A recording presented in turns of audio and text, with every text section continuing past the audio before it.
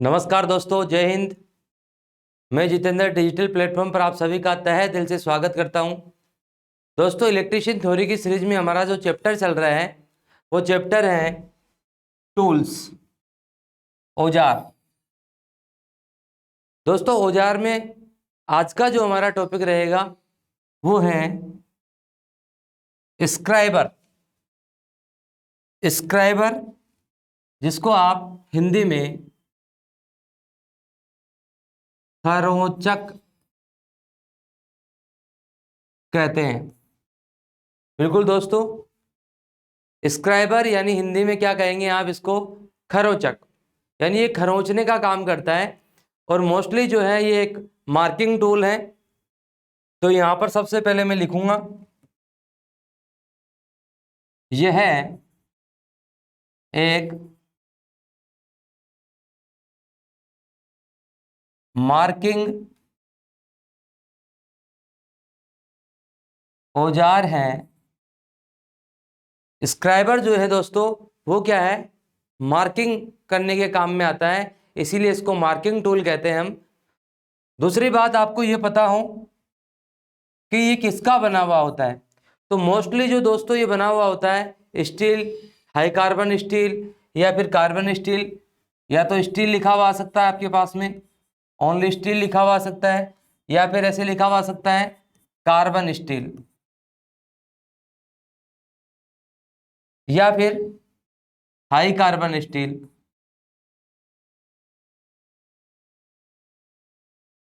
इनमें से कुछ भी लिखा हुआ आ सकता है, इन तीनों में से। सब एक ही बात है कि मोस्टली जो है वो स्टील, जो एक लोहे का शुद्ध रूप है, इसको आप काम में लेंगे। यानी स्टील का या कार्बन स्टील का या हाई कार्बन स्टील का ये बना हुआ होता है। दोस्तों, आप सबको एक और बात पता होनी चाहिए कि ये नुकीले या पेना, ये नुकीले या पेना होते हैं। नुकीले या पेना होने से मतलब यहाँ पर आप जानते हैं आगे से जो है वो कील की आकृति में होगा। कील की तरह आगे से जो इसका टिप जो होगा वो नुकीला होगा। या फिर मैं ऐसे कहूँ कि आपने जो पोकर पढ़ा था, सुम्मी ब्राडल पढ़ा था, उसकी नोक की तरह जो है वो क्या होगा? तीखा होगा। अगली बात आपको पता हो दोस्तों,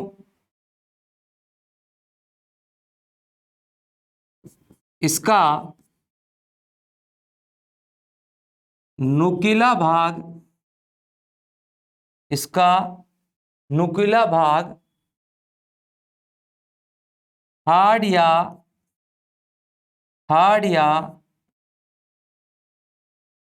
टेम्पर किया जाता है।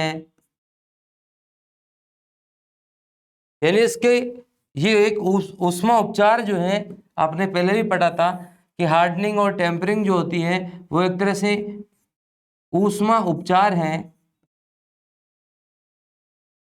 ये ऊष्मा उपचार इसलिए किया जाता है ताकि उसकी जो नुकीला भाग है वो हार्ड रहेगा, तो वो घिस नहीं पाएगा, और आपके जो कार्यखंड है, आपका जो जॉब है, उसके ऊपर जो है वो एक लाइन, एक मार्क बना देगा, जो हमारे को चाहिए भी, जिसका उद्देश्य भी यही है कि ये एक मार्क बना दे, एक लाइन बना दे। या कोई भी जो है वहाँ पर आपको कोई कटिंग करना है तो कटिंग करने से पहले जो है एक मार्किंग हमारे को प्रदान करता है, वो कौन है? आपका स्क्राइबर है। तो आपको ये भी पता होना चाहिए कि इसका नुकीला जो है हार्ड, उस नुकीला जो सिरा है उस पर हार्डनिंग और टेम्परिंग की जाती है। आगे फिर बात करते हैं हम।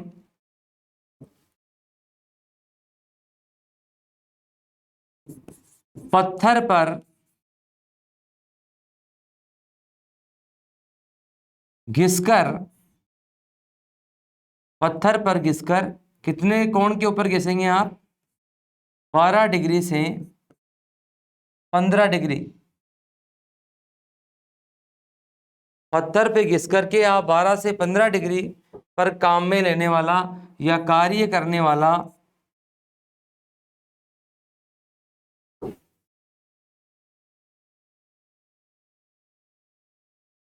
वाला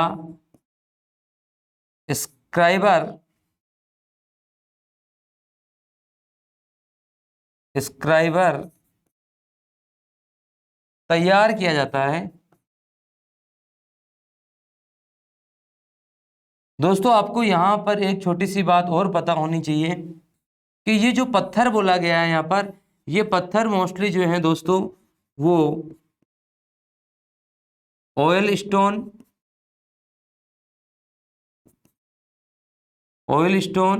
या वाटर स्टोन, यानी जिस पत्थर के ऊपर पानी डाल करके और उसके नोब को घिसा जाए वो जो है वो आपका वाटर स्टोन कहलाता है। और जिसके ऊपर आप ऑयल डाल करके और फिर घिसते हो तो जाहिर सी बात है उसे आप कहेंगे ऑयल स्टोन। तो ऑयल स्टोन या वाटर स्टोन के ऊपर आप 12 से 15 डिग्री का कोण बना करके क्या करेंगे, उसको घिसेंगे। आगे फिर बात करता हूं दोस्तों में कि बनावट के आधार पर जो है वो स्क्राइबर आपके हैं वो कितने प्रकार के होते हैं। तो दोस्तों बनावट के आधार पर स्क्राइबर जो है उसको खरोंचक जो है उसको 4 प्रकार से हम पढ़ते हैं। और 4 कौन कौन से प्रकार हैं? नंबर एक मुड़ा स्क्राइबर। नंबर 1 मुड़ा हुआ स्क्राइबर। दूसरा जो है नंबर 2 एडजस्टेबल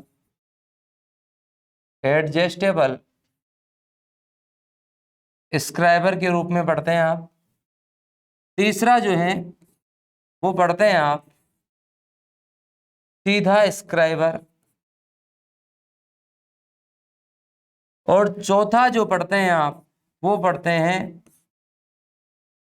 ऑफसेट स्क्राइबर। तो दोस्तों ये आपके जो हैं वो बनावट के आधार पर 4 प्रकार के स्क्राइबर हैं और इन स्क्राइबरों को हम जो हैं वो डिटेल से और चित्र सहित पढ़ते हैं। अब सबसे पहले हम बात करेंगे यहाँ मुड़े हुए स्क्राइबर की। मुड़ा हुआ स्क्राइबर यानी मुड़ा हुआ खरोंचक, नाम से पता लग रहा है दोस्तों अपने को कि इसकी एक जो नोब है वो मुड़ी हुई है। आप यहाँ देख सकते हैं कि ये जो इसका तीखा वाला हिस्सा है वो यहाँ से मुड़ा हुआ है, यहाँ से ये 90 डिग्री मुड़ा हुआ है। कितना डिग्री मुड़ा हुआ है? 90 डिग्री मुड़ा हुआ है। जबकि दूसरा हिस्सा आप देख सकते हैं दोस्तों ये बिल्कुल जो है वो सीधा है। तो यहाँ पर इस मुड़े हुए स्क्राइबर की हम बात कर रहे हैं। तो मुड़े हुए स्क्राइबर में मैं सबसे पहले बात करना चाहूंगा कि इसका एक सिरा जो है, इसका एक सिरा सीधा, जबकि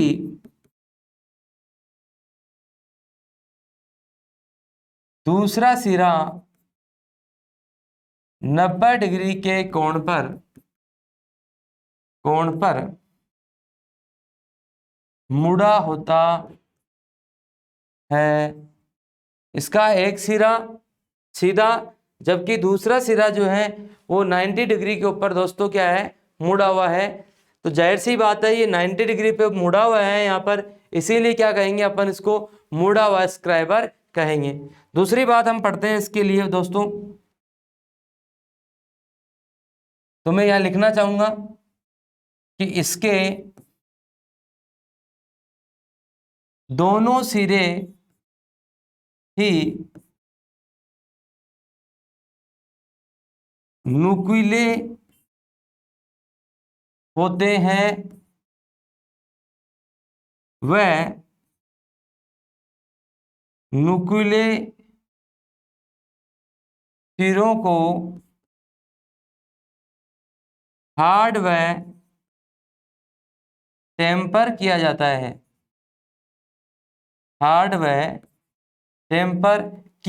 है। तो ये है इसकी दूसरी बात कि दोस्तों ये जो है दोनों सिरे नुकीले हैं और दोनों सिरों के जो नुकीले भाग हैं उसके ऊपर आप ऊष्मा उपचार की हार्डनिंग और टेम्परिंग जो है वो जरूर लगाते हैं। जिससे कि इसका नुक जो है वो घिसे नहीं। फिर मैं आगे यहाँ पर बात करूंगा दोस्तों,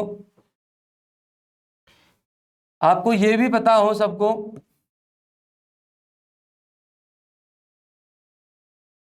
मुड़ी हुई नोब, मुड़ी हुई नोब पाइप जैसे जॉब के आंतरिक भाग में मार्किंग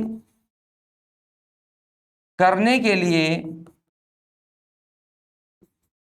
उपयोगी होती है। यानी ये आपकी जो मुड़ी हुई नोब है, ये क्या होगी, किसी पाइप में या कोई चैनल आकृति है उसमें किसी प्रकार से आपको मार्किंग करनी है अंदर की साइड में, तो हम जो है इसका मुड़ी हुई छड़ काम में लेंगे। और यहां पर मैं लिखना चाहूंगा कि साधारण व सीधी लाइन खींचने के लिए सीधी नोब को काम में लेते हैं।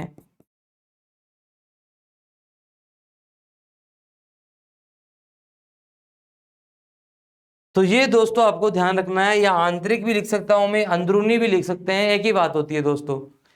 तो आपने अभी पढ़ा मुड़े हुए स्क्राइबर के लिए इसका एक सिरा सीधा और जबकि दूसरा 90 डिग्री पे ऊपर मुड़ा हुआ होता है। आपने फिर पढ़ा कि दोनों ही सिरे जो है वो नुकीले होते हैं, उनके ऊपर हार्डनिंग और टेम्परिंग की जाती है। फिर आप पढ़ते हैं कि मुड़ी हुई नोब का जो है वो पाइप या किसी खोखले पाइप या किसी चैनल में मार्किंग करने के लिए आप काम में लेते हैं। और यहाँ पर आप पढ़ रहे हैं फिर कि ये साधारण और सीधी लाइनों खींचने के लिए आप जो है इसका कौन सा नोब काम में लेंगे, जो सीधा है। आगे फिर मैं दोस्तों बात करता हूं एडजस्टेबल स्क्राइबर की। दोस्तों एडजस्टेबल स्क्राइबर में क्या होता है, ध्यान से देखें कि मान लीजिए ये आपका स्क्राइबर है, ये सीधा भी हो सकता है एडजस्टेबल, या आपका मुड़ावा भी हो सकता है। जैसे यहां पर आपको चित्र में ये मुड़ावा बता रखा है। अब दोस्तों इसमें यहां पर आप देखें ध्यान से, यहां इसका नर्लिंग बना हुआ है, इस प्रकार से जो है नर्लिंग होता है, जिसको आप पकड़ में काम में लेते हो। तो यहां पर दोस्तों क्या होता है, इन दोनों के बीच में, इन दोनों के बीच में, इन दोनों के बीच में आप किसी रोड को, दोनों के बीच में किसी रोड को लंबाई बढ़ाने के लिए काम में लेते हो। क्योंकि दोस्तों आप पढ़ रहे हैं यहां पर एडजस्टेबल, यानी एडजस्टेबल से मतलब ही यही है सीधा सा कि लंबाई को आवश्यकता अनुसार कम व अधिक करने हेतु उपयुक्त। क्योंकि आपका ये जो एडजस्टेबल प्रकार का स्क्राइबर है, ये एडजस्टेबल स्क्राइबर से मतलब दोस्तों यहाँ पर यही है, यहाँ पर कोई इसका नोक एडजस्टेबल नहीं होता है। ओनली इसकी लंबाई जो है उसको आप बढ़ा सकते हो या कम कर सकते हो। इसकी लंबाई को घटाने और बढ़ाने का काम कौन करेगा, आपका एडजस्टेबल स्क्राइबर करेगा। इसके आगे और अलग बात पढ़ते हैं इसकी, और क्या खास बात है इसमें, खोखली स्लीव होती है,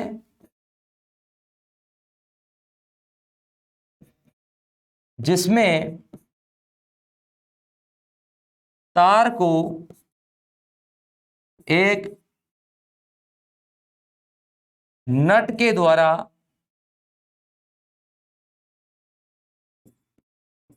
कसा जाता है।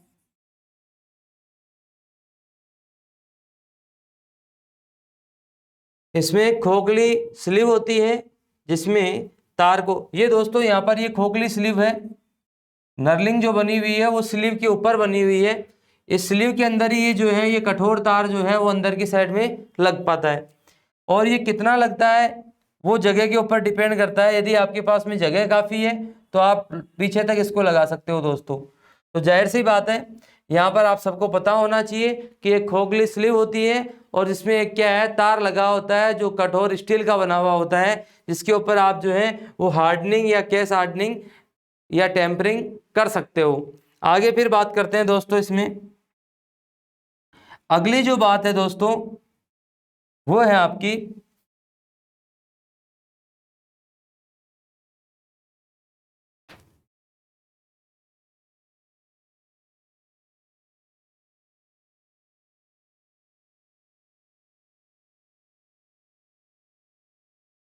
नर्लिंग जो है, उससे मतलब ये है एक तरह से पकड़ बनाने के लिए है, पकड़ बनाने के उद्देश्य से की जा रही है।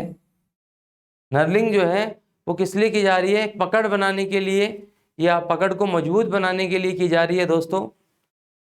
अगले फिर हम बात करते हैं तीसरा, यानी कि सीधा स्क्राइबर। दिख रहा है आपको बिल्कुल सीधा चित्र में, इसमें ये इसका नोब है ही, यहाँ पर जो है इसके नर्लिंग बनी हुई है दोस्तों। सीधा स्क्राइबर जो है उसका सीधी सी बात तो यही है कि एक सिरा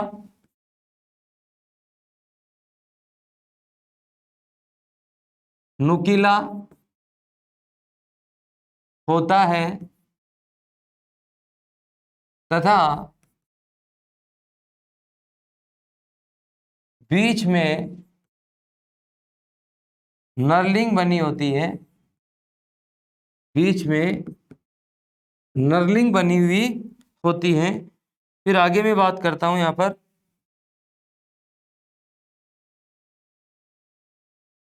दोस्तों इसका जो दूसरा सिरा जो है वो मुड़ा हुआ नहीं होता है, बिल्कुल यहाँ पर देखो बिल्कुल बंद टाइप में है। तो इसके लिए लिख सकते हैं कि इसका दूसरा सिरा जो है वो मुड़ा हुआ नहीं है। और दूसरी बात, इसमें कोई लिखने की वैसे भी जरूरत नहीं है, क्योंकि आपको पता है कि इसमें एक सिरा ही है और वो भी नुकीला है, तो बस दूसरे की हम बात ही क्यों करेंगे। यहाँ पर इसके लिए आप सबसे मोस्ट बात ये पढ़ सकते हो कि ये साधारण मार्किंग के लिए उपयुक्त हैं। बिल्कुल दोस्तों, इससे साधारण मार्किंग आप करेंगे, किसी प्रकार की कोई खोखली सतह में इससे मार्किंग नहीं करते हैं। कोई सरफेस जो होता है आपका समतल सरफेस जो है उसके ऊपर आप मार्किंग करने के लिए काम में लेते हैं। जहाँ पेंसिल चलना मुश्किल हो वहाँ पर आप इसे काम में लेते हैं। कटिंग करने से पहले मार्किंग करते हैं, या फिर ये समझो कि किसी भी जॉब को आपको काटना पीटना है उससे पहले आप क्या करोगे, एक मार्किंग करेंगे, एक स्थायी मार्किंग करेंगे। तो यहाँ पर मैं लिख सकता हूँ कि इसका जो साधारण मार्किंग का कार्य जो है वो वास्तव में क्या है, स्थायी मार्किंग। यानी इसका जो उद्देश्य है स्क्राइबर का वो क्या है, स्थायी मार्किंग करता है। इसकी मार्किंग जो है वो दोस्तों मिटती नहीं है। आगे फिर मैं बात करूंगा ऑफसेट स्क्राइबर की। दोस्तों ऑफसेट स्क्राइबर जो है वो एक विशेष प्रकार का स्क्राइबर है। इसमें दो चीजें होती है, इससे मापना भी होता है और मार्किंग करना भी होता है। तो दोनों कार्य जो है वो आप ऑफसेट स्क्राइबर से कर सकते हैं। तो यहां पर मैं लिखूंगा सबसे पहले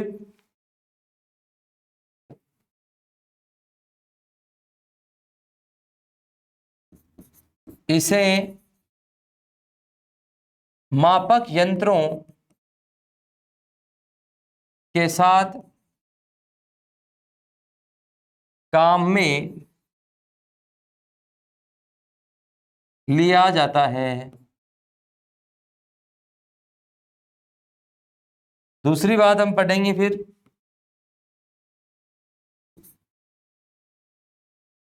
वर्नियर हाइट गेज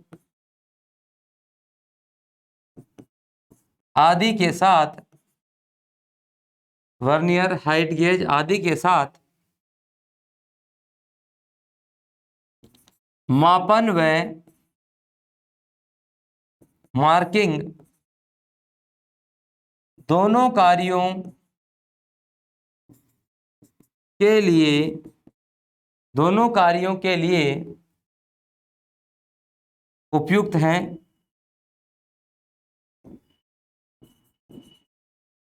उपयुक्त हैं।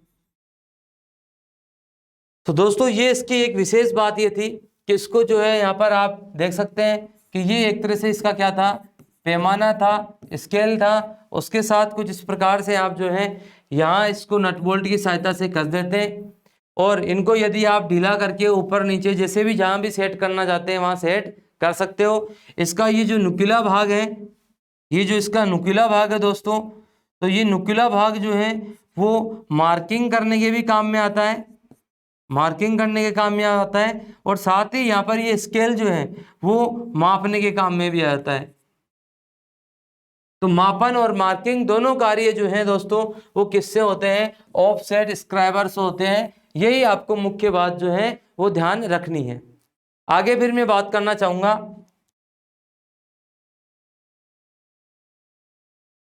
स्क्राइबर की सावधानियां कौन सी हैं। स्क्राइबर को काम में लेते समय सावधानियां कौन कौन सी बरतनी चाहिए, कौन कौन सी सावधानियां हमें रखनी चाहिए। तो मैं सबसे पहले मैं बात करना चाहूंगा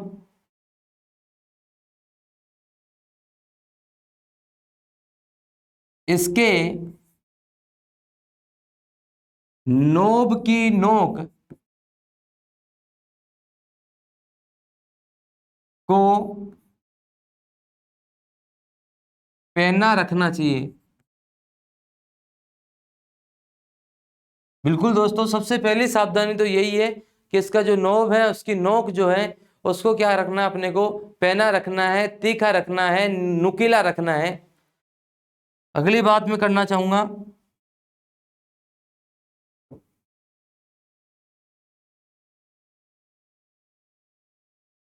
जिस सिरे का आप उपयोग नहीं कर रहे हैं दोस्तों, उस सिरे के ऊपर आप क्या करें, रबड़ लगा करके रखें जिससे किसी प्रकार की कोई चोट नहीं लगे। तो मैं यहां लिखना चाहूंगा जिस सिरे का प्रयोग नहीं किया जा रहा, नहीं किया जा रहा है, उस सिरे पर रबड़ लगा देना चाहिए जिससे किसी प्रकार की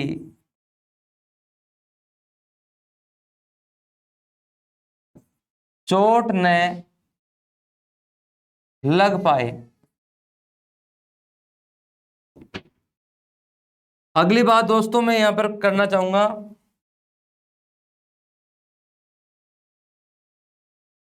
कि जब कभी भी नुकीले औजारों को आप किसी हेल्पर बन करके किसी यदि आप इलेक्ट्रिशियन को दे रहे हैं तो जाहिर सी बात है नुकीला सिरा जो है वो अपनी ओर रखें। तो यहां पर लिखूंगा मैं स्क्राइबर के आदान प्रदान के समय नुकीले सिरे को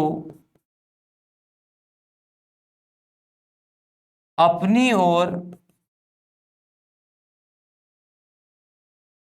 रखते हुए स्क्राइबर के आदान प्रदान के समय नुकीले सिरे को अपनी ओर रखें, अपनी ओर रखें। तो दोस्तों ये भी जो है अपने आप में क्या है, एक सावधानी है। इसके अलावा दोस्तों एक सावधानी आप यहां पर और पढ़ो,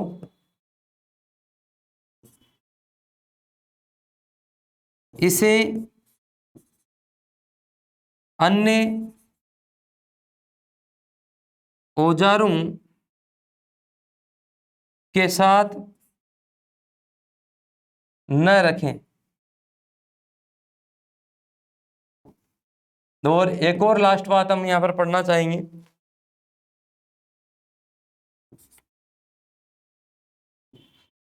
30 से 35 इनका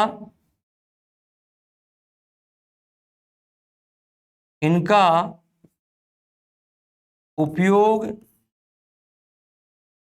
30 डिग्री से 35 डिग्री, 30 डिग्री से 35 डिग्री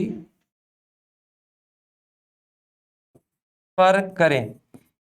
इसका मतलब ये हुआ दोस्तों, स्क्राइबर हैं तो आप कोई मार्किंग कार्य कर रहे हैं, तो मार्किंग कर रहे हैं तो स्क्राइबर को जो है वो 30 से 35 डिग्री के ऊपर आप इस प्रकार से पकड़ करके और फिर जो है पेन की तरह आप जो है इसे पकड़ करके और फिर जो है वो मार्किंग कार्य पूर्ण करें।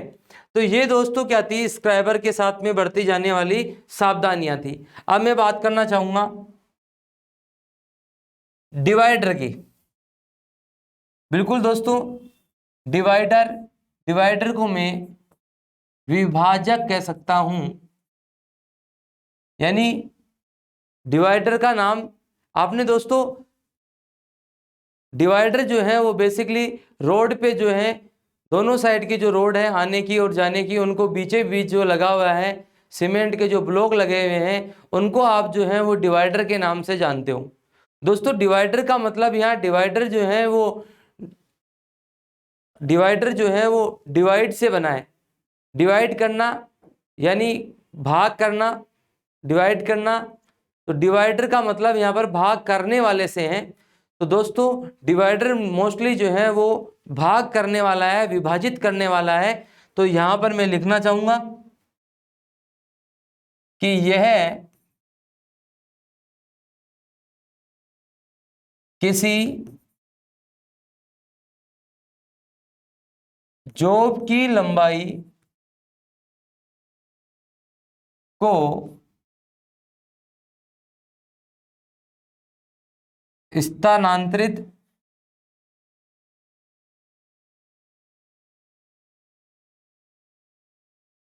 या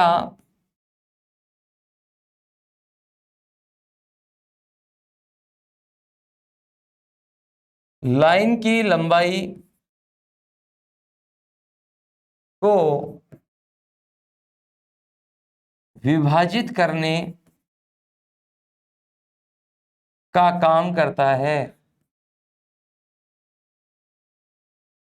कैसे दोस्तों, बात को समझना, यहां पर एक तो लंबाई को स्थानांतरित करने के लिए कह रहा है, एक विभाजित करने के लिए कह रहा है। कैसे, मान लो आपके पास में ये कोई जॉब है और इस जॉब में आप देख सकते हो दोस्तों, इसका ये वाला हिस्सा जो है ना वो थोड़ा सा क्या है, चौड़ाई में है, इस प्रकार से है, सपोज करें आप।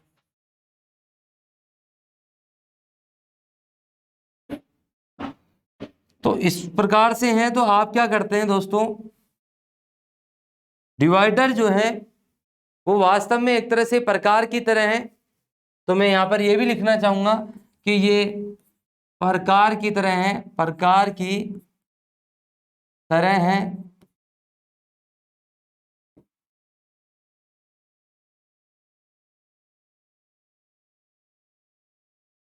प्रकार यानी कंपास, तो कंपास की तरह है। और कंपास में आपने देखा होगा कि इस प्रकार से जो है वो मोस्टली कंपास अपने को दिखाई देता है,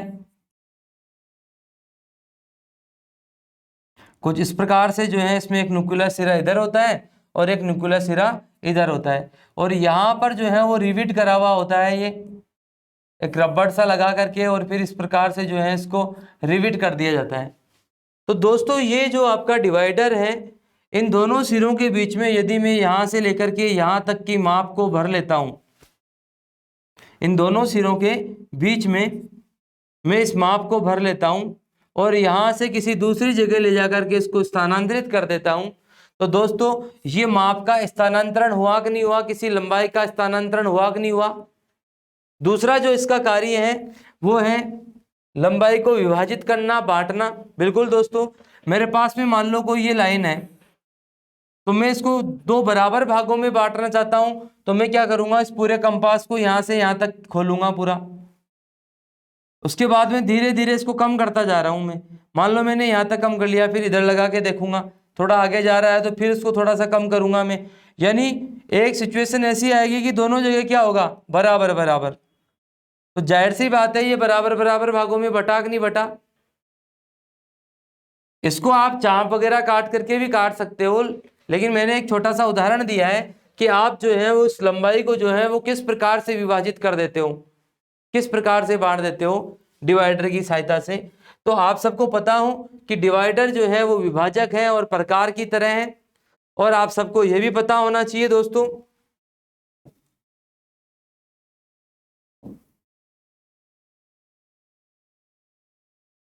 इसमें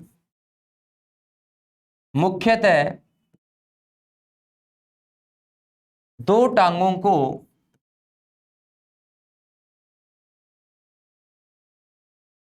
रिवेट करके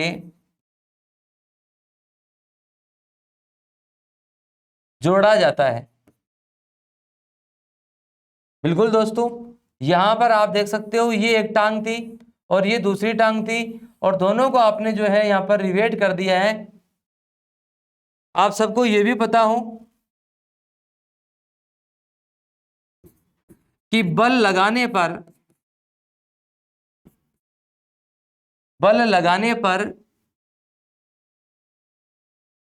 दोनों टांगे फुल व बंद हो सकती है। बिल्कुल दोस्तों, डिवाइडर जो है उसकी दोनों टांगों के ऊपर यदि मैं बल लगाता हूं, मैं यदि कंप्रेसित करूंगा इनको तो जाहिर सी बात है ये सिमटेगी, और यदि मैं इनको खींचूंगा, या तो मैं इनको प्रेशर करूंगा, तो दो ही प्रकार से करूंगा, या तो टेंसाइल लगाऊंगा या फिर इसको कंप्रेसित करूंगा, तो एक में जो है वो खींचेगी और एक में जो है वो सिकुड़ोगी। तो इस प्रकार से इसकी टांगें जो हैं दोस्तों वो खुल सकती है और बंद हो सकती है। इसके अलावा दोस्तों आप सबको ये भी पता हो कि ये मोस्टली मढ़ा हुआ किसका होता है, तो माइल्ड स्टील या हाई कार्बन स्टील का बना हुआ होता है। तो यहाँ अपन अगले पेज में बात करना चाहेंगे। यहाँ बात हो रही है डिवाइडर की।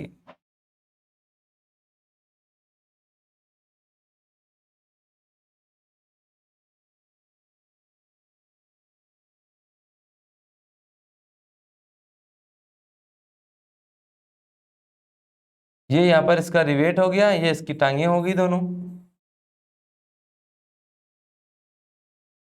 और ये इसका नुकीला सिरा हो गया। दोस्तों आप सबको ये भी पता हो कि ये जो सिरा है इसका पिवेट कहलाता है, ये इसकी लेग्स हैं यानी टांगे हैं, ये इसका जो है वो नुक जो है उसका टिप है। और आपको पता होना चाहिए कि ये जो टिप है इसके ऊपर टिप जो है दोस्तों ये हाई कार्बन स्टील का या माइल्ड स्टील का दोनों हो सकते हैं। तो यहां पर मैं लिखना चाहूंगा माइल्ड स्टील या हाई कार्बन स्टील।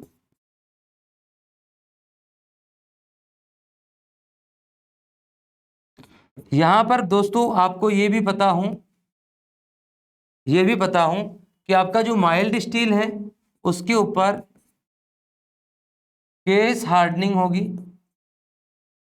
जबकि यहां हाई कार्बन स्टील है उसके ऊपर हार्डनिंग या टेम्परिंग की जा सकती है। तो आप सबको ये पता हो कि ये माइल्ड स्टील या हाई कार्बन स्टील का होता है। इसके अलावा दोस्तों अगली बात आप सबको पता हो कि ये जो डिवाइडर है जिसके बारे में आप पढ़ रहे हो, ये डिवाइडर जो है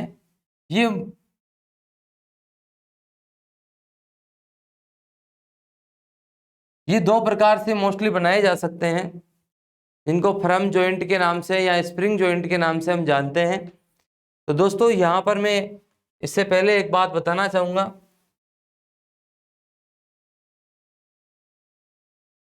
इनका उपयोग स्टील रूल के साथ किया जाता है। यहाँ स्टील रूल से क्या मतलब है दोस्तों? स्टील रूल जो है वो स्टील का एक पैमाना आता है। आपने देखा होगा कि स्टील का एक स्केल आया करता है। दोस्तों ये वास्तव में जो है वो इंजीनियरिंग कार्यों के लिए हम काम में ले रहे हैं। कई बार आपने देखा होगा कई बच्चे क्लास में ले आते हैं और फिर उससे जब लाइनें खींचते हैं तो आपका पेन का या पेंसिल का जो नुक जो होता है वो उसकी सहायता से कट जाता है और कट करके खराब हो जाते हैं। तो दोस्तों ये जो है वो स्क्राइबर या डिवाइडर इनके साथ में काम में लेने वाला स्केल होता है। इसको अपने को कॉपी किताबों के साथ में या पेन पेंसिल के साथ में काम में नहीं लेना चाहिए। तो ये था आपका स्टील रूल। तो स्टील रूल को हमेशा आप क्या करते हो, किसी स्क्राइबर या डिवाइडर के साथ में आप काम में लेते हो इसको। तो ध्यान रखें आप कि इनका उपयोग जो है वो किसके साथ करते हो, आप स्टील रूल के साथ में करते हो। आगे फिर हम पढ़ना चाहेंगे कि डिवाइडर के प्रकार कौन कौन से होते हैं। तो यहाँ डिवाइडर का जो पहला प्रकार है दोस्तों, उसके लिए मैं लिखूंगा फर्म जॉइंट। पहला प्रकार जो है वो है फर्म जॉइंट डिवाइडर। और दूसरा जो है वो है स्प्रिंग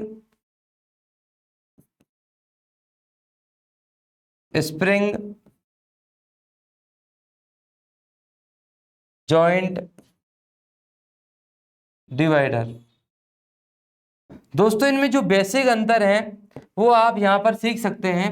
मान लीजिए आपके पास में यहां पर इस प्रकार से कोई डिवाइडर दे रखा है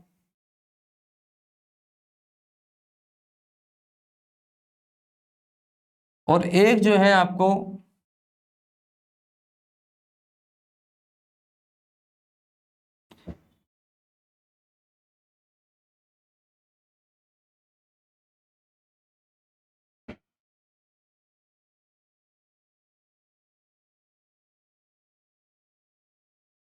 यहाँ कोई एक स्प्रिंग सी लग करके, यहाँ कोई एक रिंग नट जैसा स्क्रू सा लग करके और इस प्रकार से जो है वो बना हुआ है। तो दोस्तों ये दो दो चित्र आपको दे रखे हैं। तो ये तो है आपका स्प्रिंग जॉइंट डिवाइडर और ये जो है आपका वो है फ्रम जॉइंट। तो फ्रम जॉइंट में आप दोस्तों देख सकते हैं कि यहाँ पर दो लेग्स है, एक लेग ये है दूसरी लेग ये है। दोनों को आपने एक प्लास्टिक का टुकड़ा लगा करके और इनको रिवेट कर दिया और इनके ऊपर दम लगाने से ये खुलेगी और कसेगी।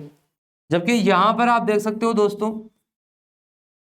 यानी आपने जो प्लास्टिक का टुकड़ा लगाया था उसी की तरह यहाँ पर एक रिंग नुमा आकृति सी लगा दी अपन ने। इसके साथ में भी एक अपन ने स्क्रू लगा करके ऊपर एक इसको घुमाने के लिए ऊपर एक हेड बना दिया इसका। यहाँ पर दोस्तों आप देख सकते हैं ये स्प्रिंग है और इस पेच की सहायता से खुलने से और कसने से यदि खोलोगे तो दूरी बढ़ जाएगी और यदि इसको कसोगे तो दूरी कम हो जाएगी। इस प्रकार से दोस्तों ये आपका स्प्रिंग जॉइंट डिवाइडर जो है वो काम करता है। यहाँ पर एक एक के बारे में अपन पढ़ते हैं डिटेल से। ये बताया गया आपको पहले फर्म जॉइंट के बारे में कि फ्रम जॉइंट डिवाइडर किसका बना होता है, क्या होता है, कैसे काम में लेते हैं। तो सबसे पहले मैं बात करना चाहूंगा यहाँ पर कि फ्रम जॉइंट जो है वो दो टांगों वाला, तो यहाँ लिखेंगे आप दो टांगों वाला होता है।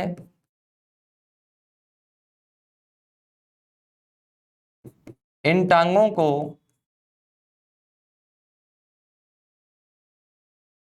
रबड़ लगाकर रिवेट किया जाता है,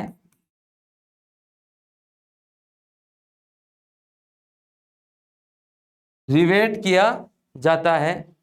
दोस्तों आप सबको ये पता हो कि बल लगा करके इन टांगों को अपन जो है वो खोल सकते हैं और कर सकते हैं। तो मैं यहां पर लिख देता हूं, बल लगाकर इसे खोला व कसा जाता है, खोला व कसा जाता है। इसके अलावा दोस्तों आपको यह भी पता हो कि टांगे जो है दोस्तों ये कई बार क्या होती है, ढीली हो जाती है आपस में। तो लिखूंगा मैं यहां पर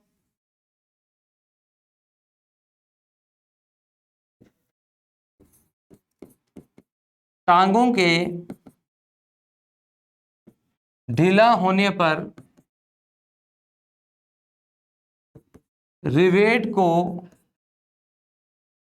पीट कर कसा जाता है, कसा जाता है।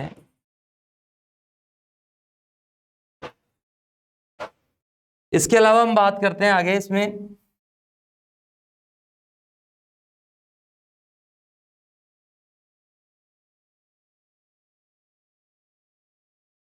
फ्रम जॉइंट के लिए। दोस्तों आपको ये पता हो कि फ्रम जॉइंट के ये दोनों नुक जो हैं ये दोनों ही नुकीले होने चाहिए और इनको स्टील रूल के साथ में हम काम में लेते हैं। माप का स्थानांतरण करने के लिए हम काम में ले सकते हैं, या जो लंबाई है उसका डिवाइडेशन करने के लिए जो है आप इसको काम में ले सकते हैं। तो ये बातें जो हैं वो अपने डिवाइडर के लिए जो पढ़ी थी वही बात इसके लिए। अब आगे बात करते हैं अपन अगले की। अगला अपना है इसके अंदर स्प्रिंग जॉइंट। दोस्तों ये यहाँ पर चित्र दिख रहा है आपको, यानी यहाँ पर ये जो है इसमें एक स्प्रिंग लगी हुई है जो इसको खोलने कसने का काम करती है। और यहाँ पर इस स्क्रू को जो है, इस स्क्रू को जो है आप खोलते कसते हो तो यहाँ से इसकी लंबाई जो है वो चौड़ाई, लंबाई जो है वो चौड़ी होगी या कम होगी। यदि आप कसते हो तो कम होगी, यदि आप खोलते हो तो ज़्यादा होगी। यहाँ पर ये सी आकृति का जो है ऊपर हुक सा लगा हुआ है जो दोनों टांगों को जो है वो जकड़ा हुआ है। तो यहाँ पर दोस्तों हम इसकी मुख्य मुख्य बातें पढ़ते हैं। सबसे पहले मैं बात करूँगा स्प्रिंग जॉइंट के अंदर, सबसे पहली बात करेंगे कि ये रिवेट जो होते हैं वो स्प्रिंग की सहायता से खोले हुए कसे जाते हैं। यानी इसके अंदर जो है वो रिवेट एक आलम का काम कर रहा है। तो यहाँ लिखेंगे अपन, इसमें रिवेट आलम का कार्य करता है। स्प्रिंग के स्क्रू को कसने व खोलने से, स्प्रिंग के स्क्रू को कसने व खोलने से लंबाई घटती बढ़ती है। यानी कि अपन आवश्यकता के अनुसार क्या कर सकते हैं, चयन कर सकते हैं। दूसरी बात दोस्तों आपको यह भी पता हो कि इसका कार्य जो है वो सेम वही है, क्योंकि कार्य तो इनके सेम ही रहने वाले हैं। यहाँ पर आप इसकी आकृति के आधार पर पढ़ रहे हो, कार्य सेम है। किसी लंबाई को स्थानांतरित करने के लिए, किसी माप को स्थानांतरित करने के लिए या लंबाई को विभाजित करने के लिए अपन जो है इसका यूज करेंगे। आगे फिर हम बात करते हैं दोस्तों ट्रेमल की।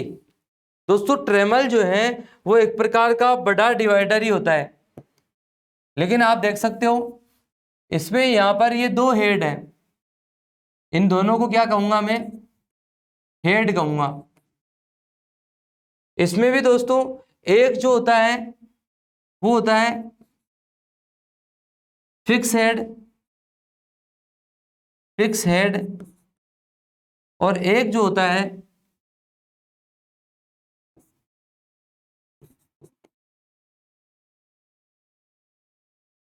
स्लाइडिंग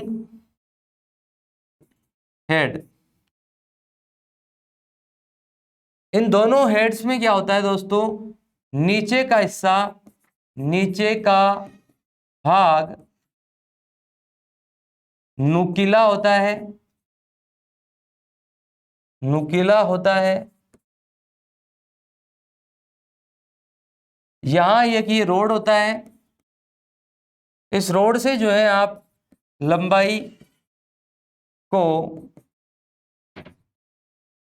कम अधिक कर सकते हैं।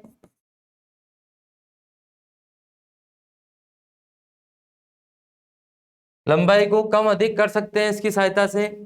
दूसरी बात, इससे आप बड़े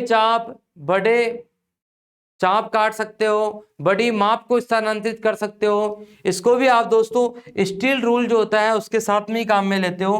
तो यहां पर मैं लिखूंगा कि इसे भी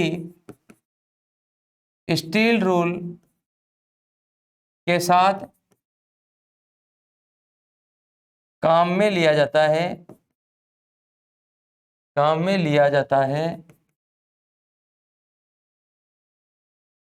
ये रोड जो है दोस्तों, ये वही हाई कार्बन स्टील के मोस्टली बने हुए होते हैं। तो यहाँ लिखेंगे कि ये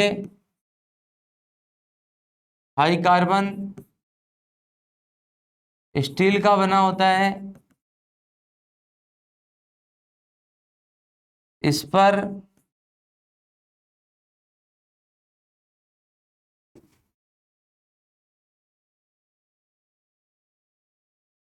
पर भी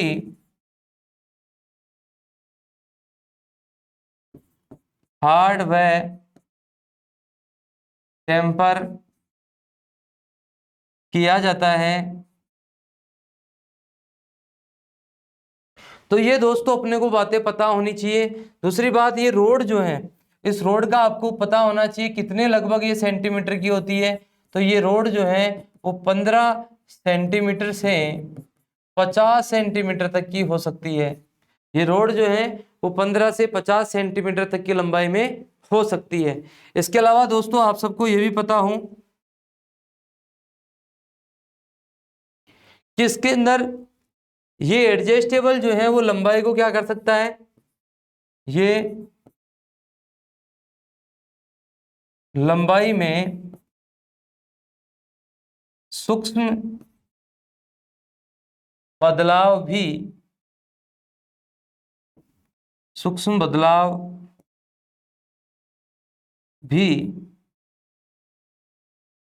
कर सकता है, सूक्ष्म बदलाव भी कर सकता है। इसके अलावा ये अपन ने पढ़ ही लिया कि इसको जो है वो स्टील रूल के साथ में अपन काम में लेते हैं। तो दोस्तों ये था आपका ट्रेमल। ट्रेमल जो है उसको कैसे काम में लेंगे आप, इसको किसी कार्यखंड जॉब के ऊपर आप इस प्रकार से रख करके और ऐसे इस प्रकार से जो है वो एक साथ इसको घुमा सकते हैं, इसकी लंबाई को बढ़ा करके घुमा सकते हैं, डिवाइड कर सकते हो, माप को एक जगह से दूसरी जगह स्थानांतरित कर सकते हो। तो ट्रेमल जो है वो मोस्टली बड़ी माप को स्थानांतरित करने के लिए, बड़े आपको जो है वो चाप बनाने हों तो जाहिर सी बात है आप किसकी सहायता से बना सकते हो, डिवाइडर की सहायता से बना सकते हो। बड़ी माप को स्थानांतरित कर सकते हो, बड़ी माप का विभाजन कर सकते हो, बड़े चाप बना सकते हो। तो ये कार्य जो है दोस्तों किसका है, ट्रेमल का है। तो आज की क्लास में हम इतना ही पढ़ेंगे, अगली क्लास में फिर नए टूल्स के साथ में हाजिर होते हैं। जय हिंद दोस्तों।